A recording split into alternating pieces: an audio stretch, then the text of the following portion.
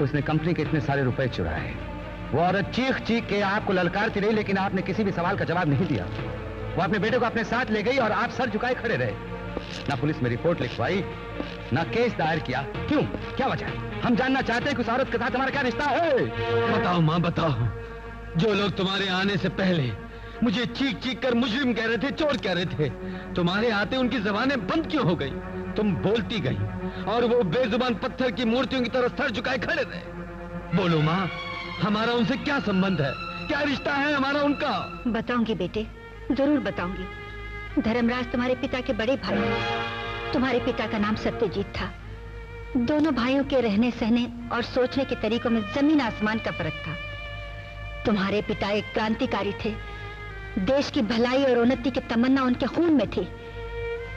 इसीलिए उन्होंने देश में इनकलाब लाने के लिए इनकलाबियों की एक जमात, एक संगठन बनाने का फैसला किया।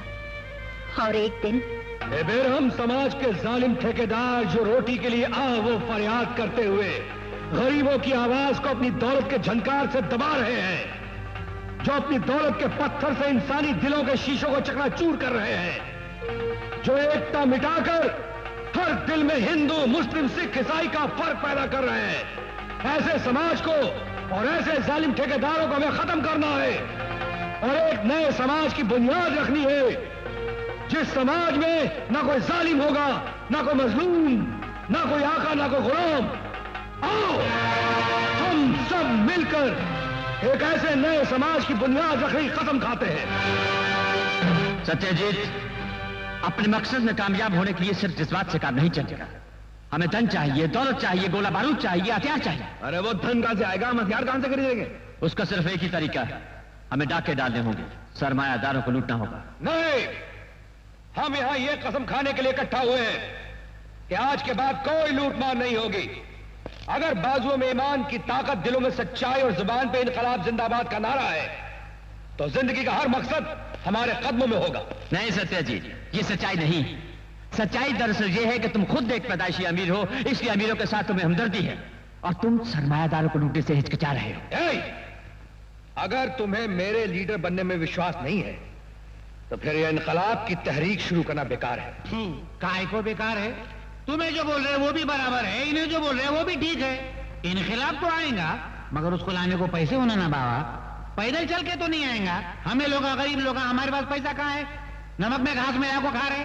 ठीक है, अगर आप लोगों का ख्याल है कि पैसा ही इनकलाब की ताकत है, उसके बगैर क्रांतिकारी और कदम आगे नहीं बढ़ सकते, तो मैं आज ही सारी जायदाद बेचकर पैसा लाता हूं और क्रांतिकारी और कदमों में डाल देता हूं।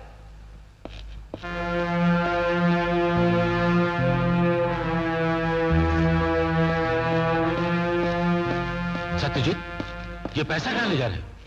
मैं इस काले धन को रोशनी दिखाने ले जा रहा हूं, जो मुद्दत से एक लोहे की तिजोरी में बंद पड़ा था। रोशनी में जाकर ये धन क्या करेगा? ये गरीबों की भूख मिटाएगा। सत्यजीत, हमें मालूम है नई नस्ल ने आजकल एक नया नारा निकाला है, गरीबों की भूख मिटाओ, दुनिया से गरीबी हटाओ। एक बार मुड़कर अपने साये से सवाल करो, हमारे दादा के पास जायदाद कितनी थी? हमारे बाप के पास जायदाद कितनी थी? गरीबी को छलांग कर हम अमीर कैसे बने? व्यापार करके कमाया है। जिसे तुम व्यापार कहते हो उसे मैं टाका कहता हूं। धन को, हुकूमत को मुट्ठी में रखकर राज करने वाले अमीरों को अगर खत्म कर दिया जाए तो इस दुनिया से अमीरी और गरीबी का फर्क हमेशा हमेशा के लिए खत्म हो जाए। सत्यजीत, तुम्हारी इस बहस का कोई सिर पैर नहीं। हजारों खानदान इस बहस में तबाह हो गए कि घर में पत्नी का हुक्म चलेगा या पति का, कौन किसके उसूलों पर चलेगा।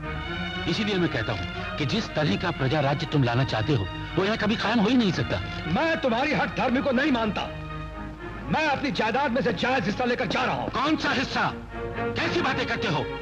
जिस वक्त तुम देश को आगे बढ़ाने के लिए गली कूचों में फटक फटक कर अपना वक्त बर्बाद कर रहे थे, उस वक्त हमने अपने परिवार के लिए अपना खून पसीना बहाकर ये दौलत कमाई है। ये हमारी मेहनत है, ये हमारी दौलत है, इसके बंटवारे का सवाल ही पैदा नहीं होता। तुम ये बात सिर्फ मेरे इरादे बदलने के लिए कर रहे हो या सचमुच कह रहे हो? हम तुमसे हकीकत बयान कर रहे हैं। ओ तो धर्मराज साहब, आप भी डाकुओं की ज़हनियत रखने वाले एक लुटेरे हैं। होश की बातें करो सत्यजीत। तुमसे पहले भी इस मुल्क में बहुत से देशभक्तों ने जन्म लिया है।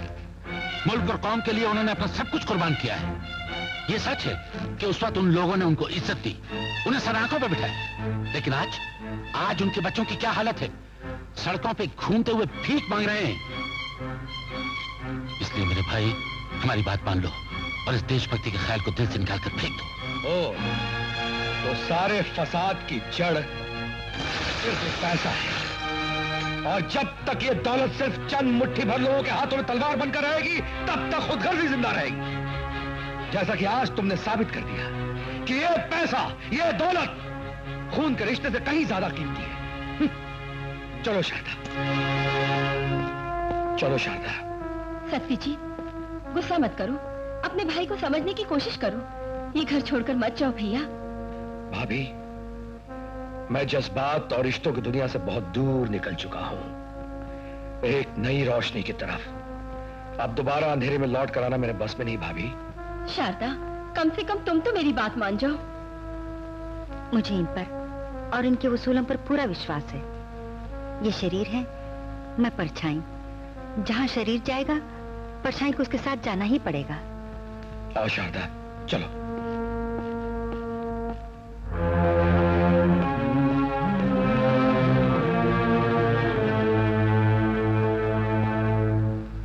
अरे सत्या जी, हमारे भाई, हमारे दोस्त, हम तुम्हारा इंतजार इसलिए थोड़ी कर रहे हैं कि तुम पैसा लेकर आओगे। अरे भाई, इसमें शर्मिंदा होने की क्या बात है? सर ऊंचा करो। देखो, मैं अपने भाई से हमेशा हमेशा का रिश्ता तोड़ कर आ गया हूं। तुमने अपने भाई के साथ रिश्ता नहीं तोड़ा है मेरे दोस्त, बल्कि तुमने सरमायादारों के साथ रिश्ता तोड़ा है। अमीरों से संबंध तोड़कर तुमने हम गरीबों के बाजुओं की ताकत को बढ़ाया है। तुम्हारी इस कुर्बानी पर हम तुम्हें सलाम करते हैं।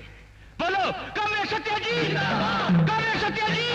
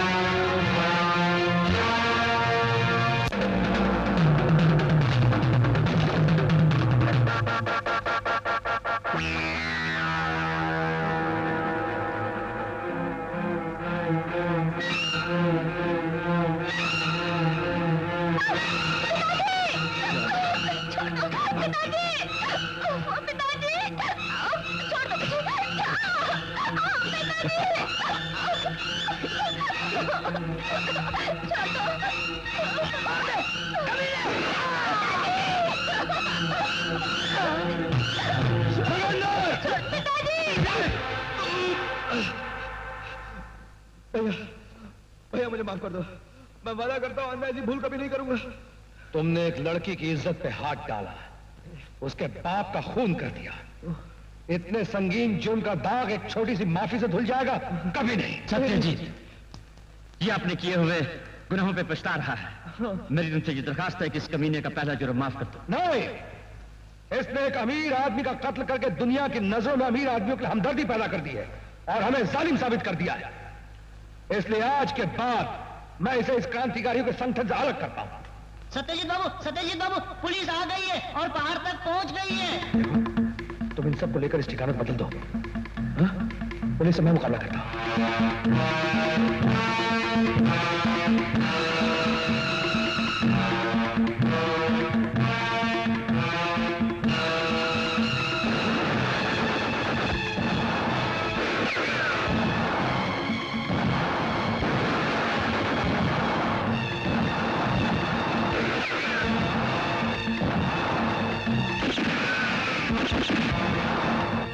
अरे इसी वक्त तो बेहतरीन मौका है, पुलिस उसका पीछा कर रही है। आओ, उन्हें जितना माल देश की उन्नति के लिए जमा करके रखा, हमें सारा अपनी जेब की उन्नति के लिए लेको भाग जाते। हाँ, चलो चलो। क्या माला है?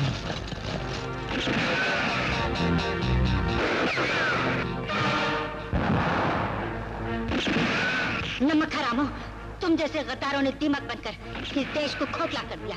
तुम जैसे ही धोखेबाजों ने शहीदों के खून से पैदा होने वाले हर इनकलाब को नाकाम कर दिया। लेकिन इस बार ऐसा नहीं होगा। मैं तुम लोगों का खून कर दूंगी।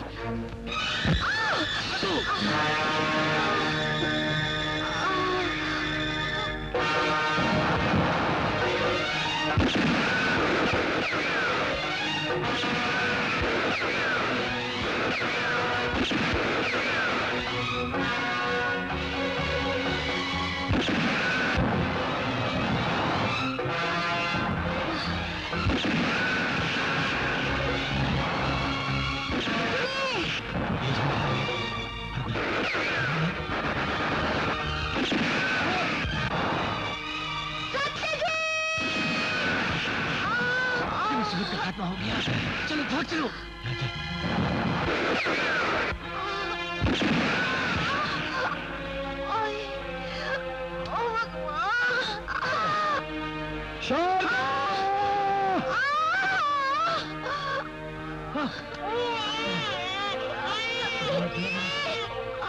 शारदा, शारदा,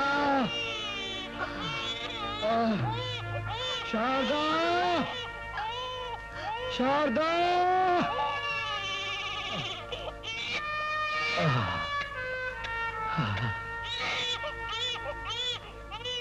मेरा बेटा,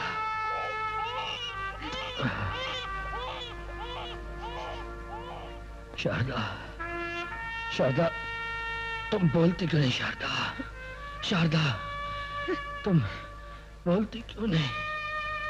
मेरे पास बोलने को शब्द कहाँ है? मेरा सुहाग जो जिंदगी की आखिरी सांस ले रहा है, उसके लिए आंसू बहाऊं या मेरी कोख से जन्म लेने वाले बच्चे के पैदाइश पर इनकलाब को कभी मौत नहीं आती शारदा, ये आज तुमने साबित कर दिया है। एक इनकलाबी के दिल की धड़कन बंद हो रही है और दूसरे क्रांतिकारी के दिल की धड़कन शुरू हो गई है। मैं आज मौत के आगे हार गया शारदा, लेकिन मेरे नियम, मेरे सिद्धांत नहीं हारे। समुंदर को रेगिस्तान में बदलना और इनकलाब की समाधि बनाना किसी के बस में नहीं है। मेरे वसूलों के नुमाइंदे, मेरे आदर्शों को फैलाने वाले इस बच्चे की परवरिश अच्छी तरह करना।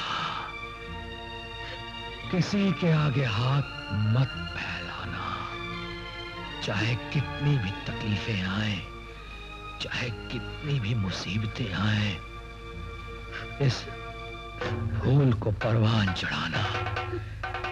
इनकलाब जिंदाबाद। तुम्हारे चाचा को बदलने के लिए हमने उससे झूठ बोला कि उस दौलत और जायदाद में उसका कोई हिस्सा नहीं है, मगर हम बदनसीब ये कहां जानते थे कि अपनी इस हरकत से हम उसे हमेशा के लिए खो बैठेंगे। उसके कुछ ही दिनों बाद हमने अखबारों में पढ़ा कि हमारा भाई शहीद हो गया। पुलिस फायरिंग में उसकी जान चली गई। नहीं, ये बिल्कुल गलत है। तुम्हारे पिता पुलिस की गोलियों से नहीं मरे, बल्कि उन तीनों में से किसी एक ने तुम्हारे पिता को मार डाला। और आज बरसों बाद जब मैंने उन तीनों को तुम्हारे ताऊ के साथ देखा, तो मैं अपने होश और हवास खो बैठी।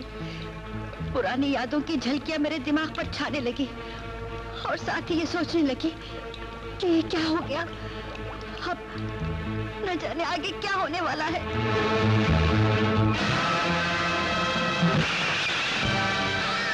कमीनों, हरामखोरों, गद्दारों, जिंदा इंसानों का गोश्त खाने वालों, झूठे इनकलाबी बनकर मेरे पिता से हाथ मिलाया और फिर उन्हीं हाथों से उनकी पीठ पर छुरा भोंक दिया। वो तमाम दौलत जो मेरे पिता ने देश के गरीबों की भलाई के लिए इकट्ठा की थी, तुम लोग उसे लूट कर फरार हो गए। पहले ये बताओ, तुम तीनों में से वो कौन है जिसने मेरे पिता का कत्ल किया? तुमने? वो मैं नहीं हूँ। तुमने? नहीं दिलाए, क्या कह रहे हो? वो मैं नहीं हूँ। तो तुमने? मैं तो खाई थी नहीं, मैं तो माँ के पेट में था। देखो मैं ही हूँ। अच्छा, तो तुम तीनों में से कोई भी नहीं है। ये चढ़ी हुई शराब तुम्हारे शरीर से निचोड़ कर निकाल लूंगा, तब तुम बताओगे कि कातिल कौन है।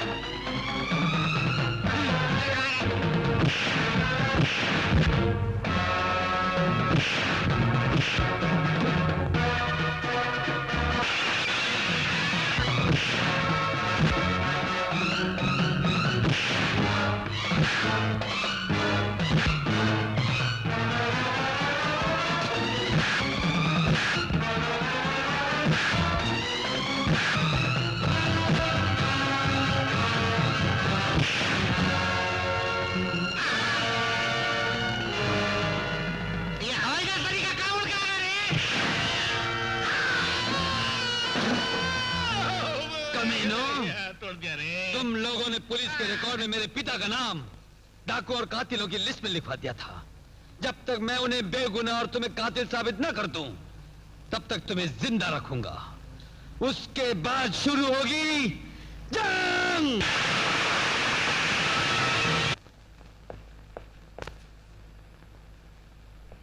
चाची,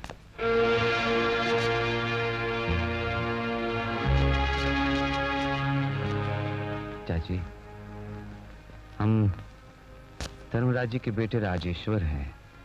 राजेश्वर? ठीक ही तो है।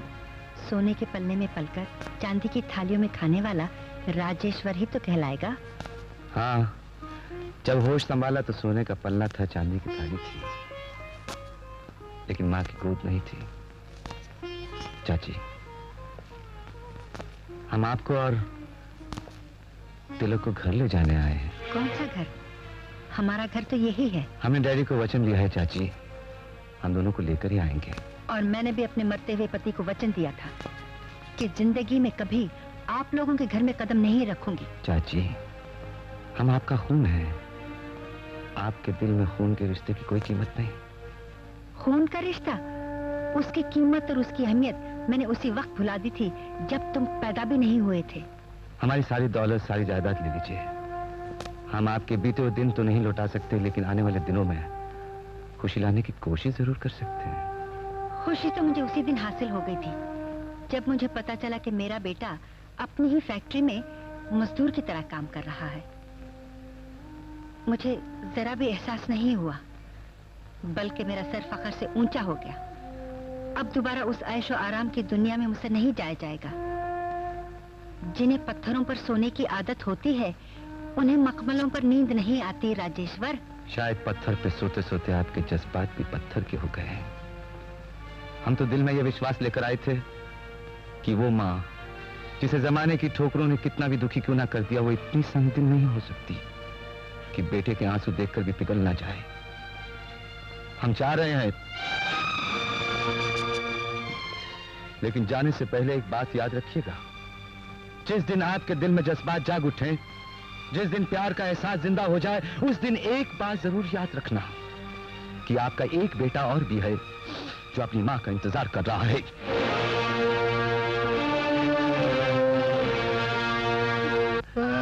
क्या हो गया जी? ये कैसा जख्म हो गया? क्या हुआ? जख्मी बाप। अरे हवाला फिर आ गया। क्यों जी? आप मुझसे पहले मरना चाहते थे क्या? बिना शादी करवाए आप मरने चले, बंदूक हाथ में ली नहीं, जंग लड़ने चले। हाँ, और नहीं तो क्या करता? तुम दोनों तो मरते नहीं, मैं सोचा मैं ही मर को तुम दोनों से छुटकारा ले लो। आंटी, डॉक्टर ने कहा है बस 3 दिन की बात है, फिर खत्म। खत्म, मरते ही सीधा जहन्नम। क्या अरे तुम सिर्फ 3 दिन ही जिंदा रहोगे क्या घटिस तरीका गला फाड़ फाड़ को चिल्ला रही? तू मर को दिखा दे, मैं कहता हल्लू हल्लू रो के दिखाता। क्या तुम मुझे मरने के लिए बोल रहे हैं? मरने के लिए ठीक बोल रहा हूँ। 3 दिन में खत्म मतलब दर्द खत्म। ये झूठ मूठ करो ना, बंद करो। मैं ऊपर नहीं जा रहा, 3 दिन में घर आ रहा। मेरी शादी से पहले तुम मर नहीं सकते, शादी जब हो गई फिर जी नहीं सकते। अच्छा डैडी ले चलो। अच्छा बेटी, घर का ख्याल रखना। जी हाँ। तुम अगर चाहो तो मैं अपनी कार में तुम्हें दे दूं लिफ्ट। ये लिफ्ट होगा मेरी ओर से एक गिफ्ट। अच्छा चलो। चलो।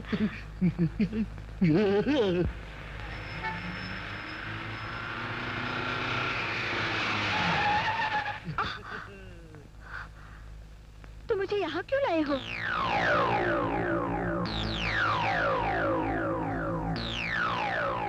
तुम मुझे इस तरह क्यों देख रहे हो? बांधा ना मंगलसूत्र मैंने कभी किसी को। तुम घबराओ या चिल्लाओ, बांधूंगा मैं तुम्ही को। छोड़ो। रानी, अरे रानी, रुक जा रानी। रानी देखो, नहीं डालेंगे हम हाथ इज्जत पे तुम्हारी, पहनाएंगे मंगलसूत्र, यही ख्वाहिश है हमारी। रानी, रानी, रानी, रानी, अरे रुक जा।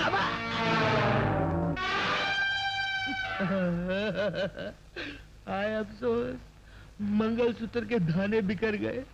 अब तक तो मेरे पास थे, जाने किधर गए? अबा, अबा।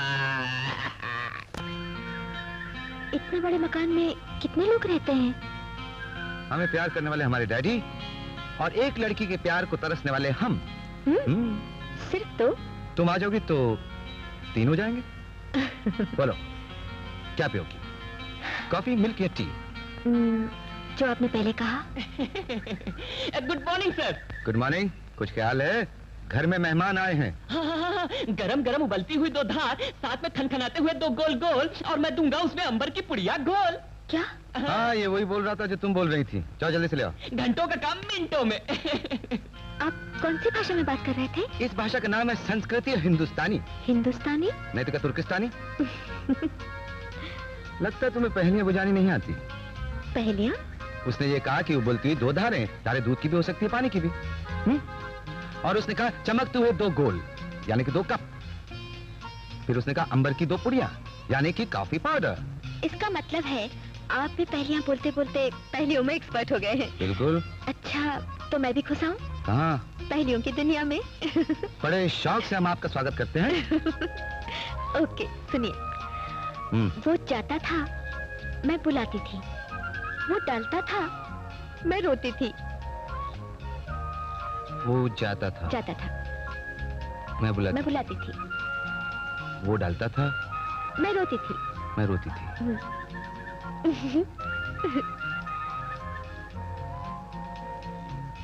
चूड़ी वाला। Oh my God, correct.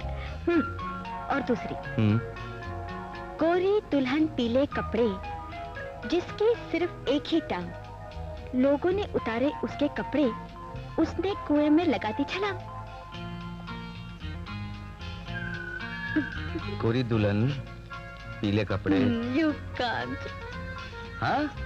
I can't? No you can't. पीले कपड़े, छिलका को केला। ओह माय गॉड, बिल्कुल सही। देखा, तुम हार गई। अब हमारी बारी है, हम सुनाएं? जी हाँ, शौक से। तो सुनो। अरोड़ा मरोड़ा थूक लगा के खुसेड़ा। क्या क्या क्या क्या? क्या? अरोड़ा मरोड़ा थूक लगा के खुसेड़ा। 1 minute. Hurry up, hurry up. Please. Please, hurry up. Wait. This is not wait. जल्दी जल्दी। सुई धागा। You are correct. अच्छा, दूसरा। कहिए। मुझे मेरा नहीं दिखता, तुम अपनी देख सकती हो, मेरा भी तुम देख सकती हो। ये ये पहली नहीं है, ये आपकी कब्बाजी है। नहीं बाबा, पहली है, हिम्मत है तो पूछो। नहीं बाबा, ये मुझे नहीं आता। हार गई ना? हाँ हार गई। श्योर? या श्योर श्योर। तो जाओ सुनो, बिंदिया और तिलक। बिंदिया और तिलक, ये कैसे हो सकता है? पहेली क्या है? पहली मुझे मेरा नहीं दिखता। हाँ। हाँ? मुझे मेरा तिलक नहीं दिखता। Oh yes. हाँ? तुम अपनी देख सकती हो। ये कैसे हो सकता है? अगर तुम आईने के सामने जाके खड़ी हो, तुम अपनी बिंदिया नहीं देख सकती? करेक्ट। तुम मेरा भी देख सकती हो। कैसे? अगर मैं तुम्हारे सामने आके खड़ा हूँ, तो क्या मेरा तिलक नहीं देख सकती? मैं बिल्कुल हार गई। बुद्धू बुद्धू। लेकिन सुनिए जी? ऐसे काम नहीं चलेगा, जुर्माना देना पड़ेगा। क्या चाहिए आपको? आओ देखो ना, थोड़ा नजदीक आओ। शादी ब्याह में जैसे अंगूठी दी जाती है, हाँ। है ना? हाँ। और प्यार में पप्पी।